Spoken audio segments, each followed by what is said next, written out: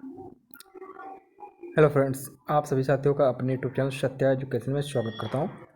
Friends, आज हम university of Lucknow में पेपर थर्ड जो आपके बीएड सेकंड सेमेस्टर में इंक्लूसिव एजुकेशन जिसे कहते हैं समावेशी शिक्षा में आज हम 10 इंपॉर्टेंट क्वेश्चन आपके सामने बताने जा रहा हूं जो आपके एग्जाम की दृष्टि से महत्वपूर्ण हो सकते हैं।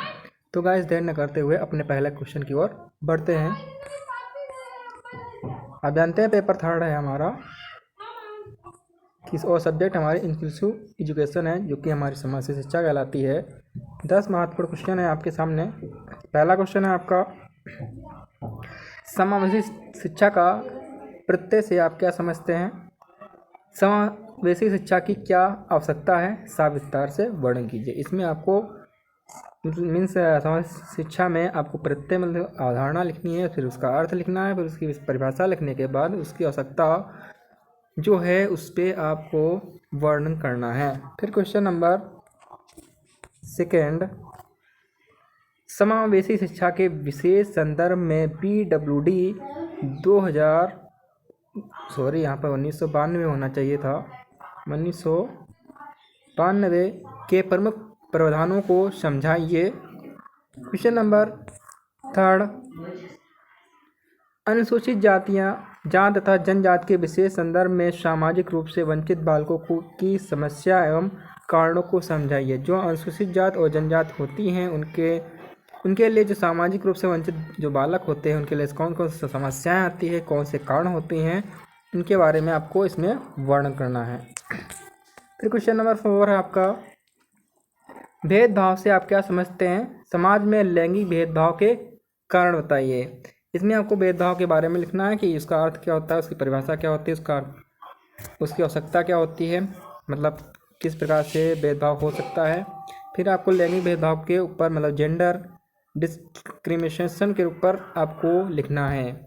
इसके अलावा भी कई प्रकार आते हैं, जात के आधार पे हो गया, धर्म के आधार पे हो जाता है, वही जात और धर्म एक ही होता है। फिर आपका हो जाता है वेशभूषा के आधार पर, फिर हो जाता है आर्थिक और राजनीतिक के आधार पर भेदभाव।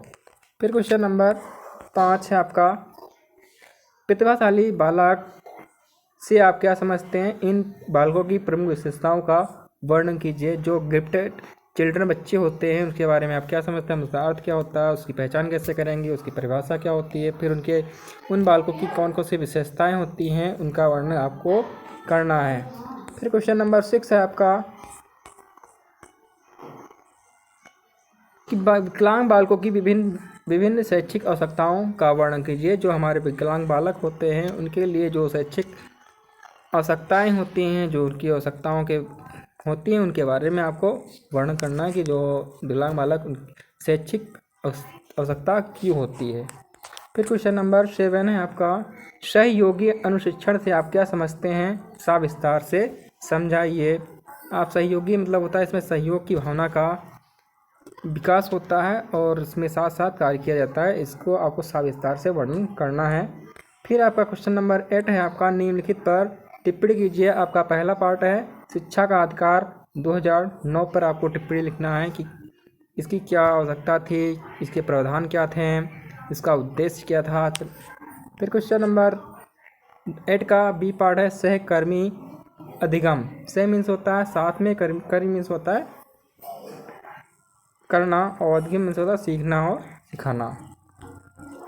फिर क्वेश्चन नंबर 9 है आपका, विद्यालयों में समावेशी शिक्षा से संबंधित समर्थित सेवाओं की आवश्यकता एवं कार्यों का वर्णन करना है। इसमें आपको कि कौन कौन सी समर्थित सेवाएं होती हैं, उनकी आवश्यकता क्या होता है और उनके कार्य कौन कौन से होते हैं, इसके बारे में आपको लिखना है। फिर क्वेश्चन नंबर 10 जो आपका लास्ट क्वेश्चन है, निम्नलिखित पर टिप्पणी कीजिए। पहला पार्ट है विशिष्ट शिक्षा एवं समावेशी शिक्षा में अंतर आपको लिखना है। जो आपकी विशिष्ट शिक्षा होती है और समावेशी शिक्षा होती है उसके बारे में आपको कम से कम 10 से 15 पॉइंट आपको लिखना। अगर अलग अलग लिखना चाहते हैं तो अलग अलग भी लिख सकते हैं।